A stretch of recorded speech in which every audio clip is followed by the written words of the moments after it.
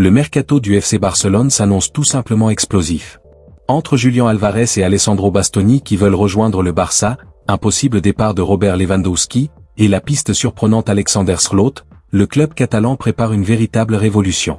Mais attention, tout dépend encore de la situation financière du Barça et des décisions clés de Hansi Flick et Deco. Alors, ces transferts sont-ils vraiment possibles? Qui va partir? Qui va signer? Dans cette vidéo, on décrypte tout, rumeurs, stratégies, et coulisses du mercato du Barça. Barça, les deux cibles prioritaires veulent venir. Les deux cibles prioritaires du FC Barcelone privilégient le projet catalan en cas de départ de leurs clubs respectifs.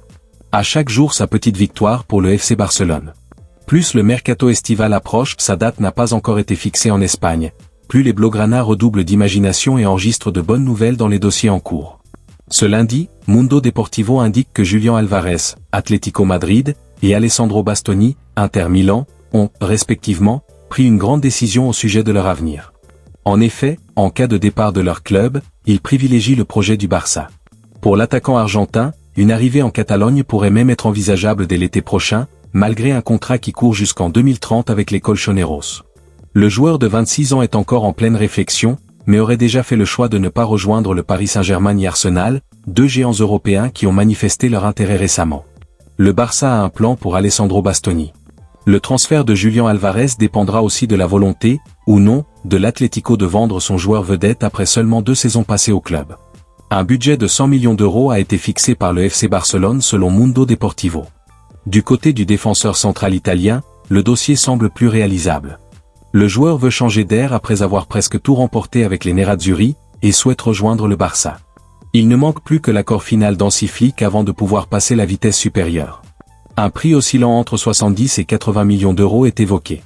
Rooney Bargi de retour dans le viseur du FC Porto, cette fois sous forme de prêt.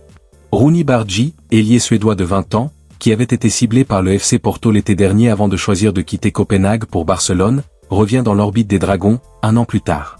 Selon des informations venues de Mundo Deportivo, Rooney Bargi reste dans le viseur du FC Porto, qui envisagerait de le recruter sous forme de prêt depuis le FC Barcelone. Le jeune ailier n'a pas beaucoup joué cette saison, seulement environ 590 minutes réparties sur 22 matchs, et cherche désormais plus de temps de jeu pour continuer sa progression. En plus de Porto, plusieurs clubs comme la Juventus, AS Monaco et le Real Betis suivent également sa situation. Malgré cet intérêt, Bargi reste sous contrat avec Barcelone jusqu'en 2029, avec une valeur estimée autour de 15,7 millions d'euros. Par ailleurs, le Barça pourrait vivre un gros changement en attaque. Robert Lewandowski est susceptible de quitter le club cet été, ce qui pousse les dirigeants à chercher un remplaçant. Parmi les options envisagées, on retrouve Alexander Sørloth, actuellement à l'Atlético Madrid, un joueur qui a souvent posé problème au Barça et qui pourrait désormais rejoindre leur rang. Il y a une ironie savoureuse dans ce dossier. Alexander Sørloth est peut-être l'attaquant qui a le plus souvent fait souffrir le FC Barcelone ces dernières saisons, avec Villarreal d'abord, avec l'Atlético ensuite. Et voilà que le club catalan songerait désormais à en faire une arme plutôt qu'une menace. Le football a décidément le sens du paradoxe. La succession Lewandowski s'ouvre. Tout s'accélère depuis la mi-avril 2026. Selon les informations du journaliste Matteo Moretto, reprises par Marca et Mundo Deportivo, le FC Barcelone a officiellement sondé la piste Sørloth. Un sondéo formal, une enquête concrète, pas un simple bruit de couloir. Deco, le directeur sportif Blaugrana, et Hansi Flick auraient tous deux validé le profil du Norvégien comme successeur potentiel de Robert Lewandowski, dont l'avenir au camp nous reste suspendu aux sirènes saoudiennes. Le timing n'est pas anodin.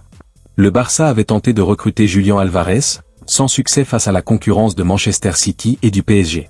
Sørloth s'impose donc comme un plan B économiquement rationnel dans un contexte de masse salariale contrôlé par la Liga. Alexander Sørloth est considéré comme un profil parfaitement adapté au style que pourrait mettre en place Hansi Flick au FC Barcelone.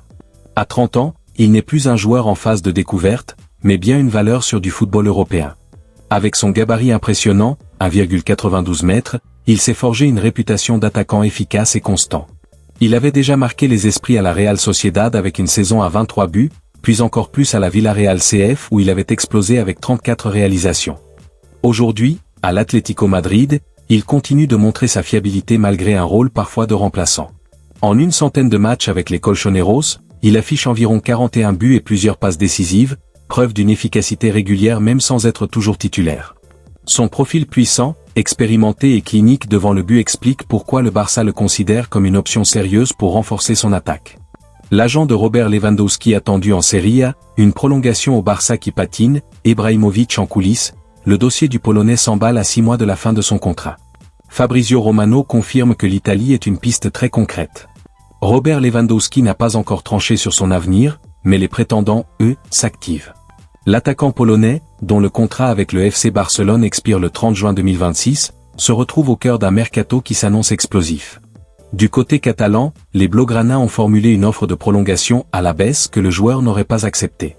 Un désaccord financier lourd de conséquences. Avec 20 millions nets annuels inscrits au budget, Barcelone n'a plus les marges pour rivaliser avec les offres qui arrivent d'Italie, d'Arabie Saoudite et des États-Unis.